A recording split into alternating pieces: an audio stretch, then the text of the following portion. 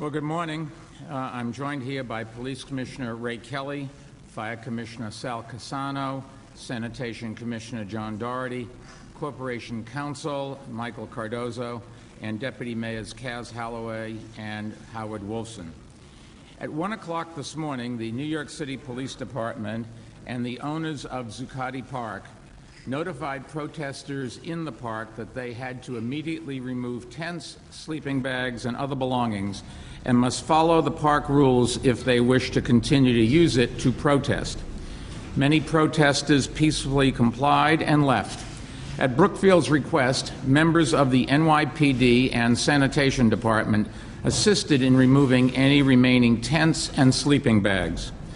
This action was taken at this time of the day to reduce the risk of confrontation in the park and to minimize disruption to the surrounding neighborhood.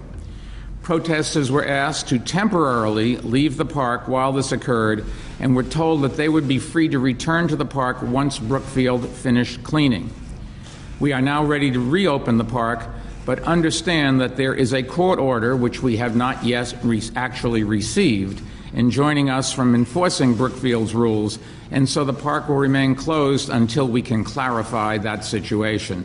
But I want to stress that our intention was to reopen the park and to let people go in and express their First Amendment rights to protest or their First Amendment rights to just peacefully enjoy the park and say nothing.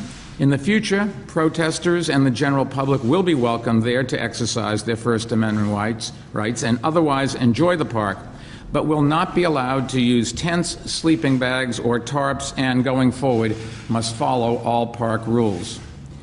The law that created Zuccotti Park required that it be open for the public to enjoy for passive recreation 24 hours a day. Ever since the occupation began, that law has not been complied with, as the park has been taken over by protesters, making it unavailable to anyone else. From the beginning, I've said that the city has two principal goals: guaranteeing public health and safety and guaranteeing the protesters' First Amendment rights.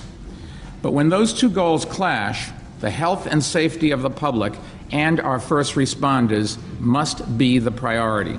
And that is why several weeks ago the city acted to remove generators and fuel that posed a fire hazard from the park. Over time, I've become increasingly concerned, as had the owners of the park, Brookfield Properties, that the occupation was coming to pose a health and fire safety hazard to the protesters and to the surrounding community.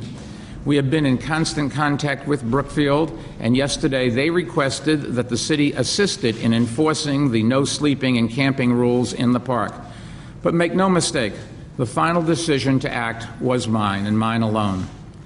The park has become covered in tents and tarps, making it next to impossible to safely navigate for the public and for first responders who are responsible for guaranteeing public safety. The dangers posed were evident last week when an EMT was injured as protesters attempted to prevent him and several police officers from helping a mentally ill man who was menacing others. As an increasing number of large tents and other structures were erected, these dangers increased. It has become increasingly difficult even to monitor activity in the park to protect the protesters and the public, and the proliferation of tents and other obstructions created an increasing fire hazard that had to be addressed. Now, some have argued to allow the protesters to stay in the park indefinitely. Others had suggested that we just wait for winter and hope the cold weather drove the protesters away.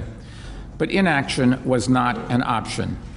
We could not wait for someone in the park to get killed or to injure another first responder before acting.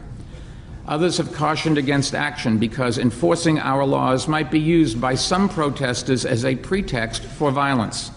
But we must never be afraid to insist on compliance with our laws. Unfortunately, the park was becoming a place where people came not to protest, but rather to break laws and in some cases to harm others.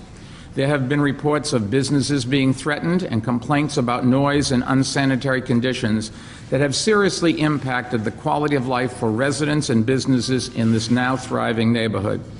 The majority of protesters have been peaceful and responsible, but an unfortunate minority has not been. And as the number of protesters has grown, this has created an intolerable situation. No right is absolute, and with every right comes responsibility.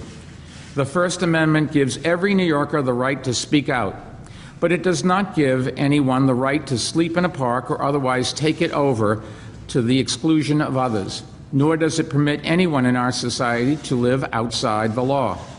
There is no ambiguity in the law here. The First Amendment protects speech. It does not protect the use of tents and sleeping bags to take over a public space. Protesters have had 2 months to occupy the park with tents and sleeping bags. Now they will have to occupy the space with the power of their arguments. Let me conclude by thanking the NYPD, the FDNY, and the Department of Sanitation for their professionalism earlier this morning. I should also note that last night I spoke with Governor Cuomo to inform him of our course of action, and he offered any help if we thought it was needed.